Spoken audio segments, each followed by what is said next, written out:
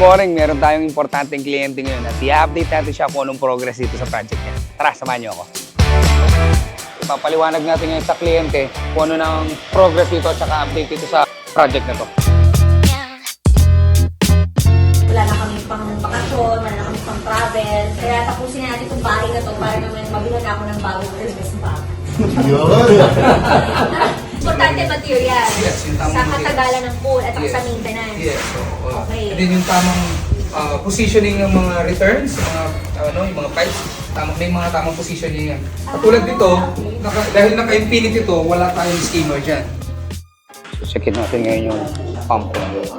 I-explain natin sa kanya yung operation nito. Iniiwasan namin yung medyo dugyot na trabaho. So ito, malinis to. Tatlong bagay ang pinaka-importante sa pool na para luminis siya. Ano yun? Una yung filter, pangalawa yung chlorine para sa bacteria, and then pangatlo yung vacuum para naman sa ilalim. Nice! Good job!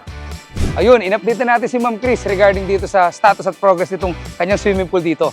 Nasabi na rin natin sa kanya kung ano mga kailangan niyang i-ready. Kasi malapit na rin siya mag-finishing Mga ilang buwan lang to, finishing na to. I-update ko na lang kayo sa mga development sa mga dating araw. Ito ulit si Tito Sai at your service.